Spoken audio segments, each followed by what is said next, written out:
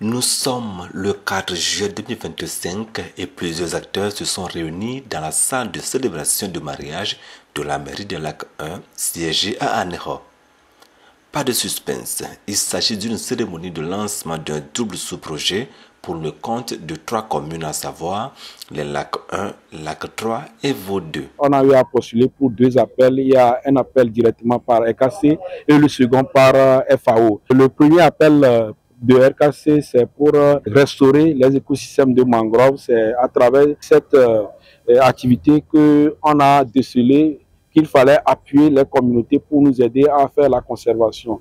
D'où, au premier abord, on a reboisé 10 hectares de mangroves. Pour amener les communautés à bien apprécier le travail, on a dû leur donner un autre projet qui est AGR, qui est le levage de clairias. Le second projet qui a été financé directement par EKC traite des activités génétiques de revenus où il faut amener les communautés à développer des coopératives et des mécanismes de mobilisation des ressources aux communautés à augmenter leurs revenus. D'un montant à hauteur de 40 millions de nos francs CFA, ces sous-projets se situent dans le cadre du projet de renforcement de la résilience au changement climatique des communautés côtières du Togo, RKC Togo, lancé depuis 2022 avec 4 composantes. Le projet de renforcement de la résilience au changement climatique des communautés côtières, c'est un projet initié par le ministère de l'Environnement et qui a eu l'appui du Fonds pour l'environnement mondial FEM avec la participation technique de la FAO.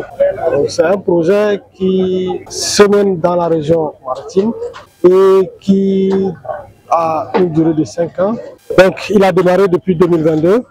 Il a 4 composantes. Première composante qui consiste à renforcer les capacités des acteurs sur les aspects de changement climatique et de les amener à être plus résilients à travers l'approche d'adaptation basée sur les écosystèmes, qu'on appelle l'approche EBA. Donc cette première composante est également diagnostique pour voir quelles sont les approches d'adaptation qu'il faut apporter aux différentes communautés. La deuxième composante, elle consiste à apporter la résilience des écosystèmes forestiers à travers l'aménagement des forêts, que ce soit la forêt sacrée, et aussi la restauration des terres dégradées, de la mangrove qui est dégradée également. Et la troisième composante, maintenant étant donné qu'on a diagnostiqué, on a vu les aspects d'adaptation qu'il faut, maintenant on apporte l'appui direct à être plus résilient à travers des chaînes de valeur. La quatrième composante, ça c'est la gestion, le suivi, la capitalisation des connaissances que nos communautés ont pour mieux dupliquer un peu le projet. À Anéro, la ville qui a accueilli les activités de lancement, et à Agborafo, comme à Anéro-Copé, plusieurs activités de reboisement, de palétuviers et de mise en place des activités génératrices de revenus sont en bonne route de croissance. Les projets sont en phase avec nos réalités locales. Et qu'est-ce qu'il y a dans ce projet? C'est un projet à triple dimension. Première dimension, nous allons élever des crabes. La deuxième dimension du projet, c'est le déploiement des mangroves. Vous savez que les mangroves servent à la séquestration de carbone et participent à la lutte contre le changement climatique. On va introduire des abeilles sans dard. Ce qu'il y a de spécifique dans ce projet, c'est que nous avons associé des chefs traditionnels et ils seront l'œil afin que le projet colle à nos traditions pour qu'ils ne sentent pas ça comme un projet qui est importé, qu'on vient greffer. Il y avait deux gomme, surtout au toti dodo, il y avait gomme, il y avait dit. Kémi les dit les ans de quoi. On va sortir à photo, vidéo, ça va miagbo. Et que vi va miagbo, au plat me va, à me va les films et noyer avec gomme, midje, fifi, sur le toit. Bah, mi be mia dak beno, le que yo ton so doit ça va miagbo.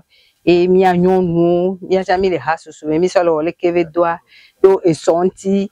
Mia be vieux à school. Va ninde na mia nyonu cha mia pok bon, mia vieux cha pok bon.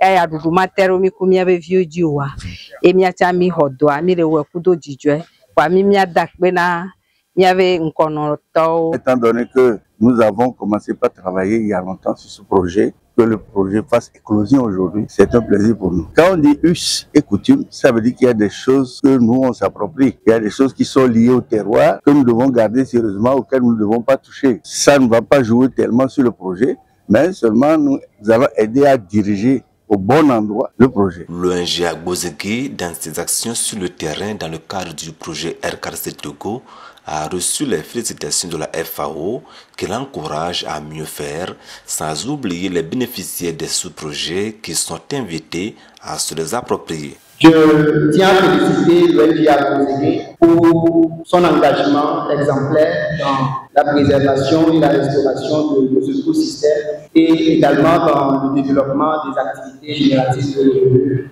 pour l'amélioration des conditions de vie de nos communautés.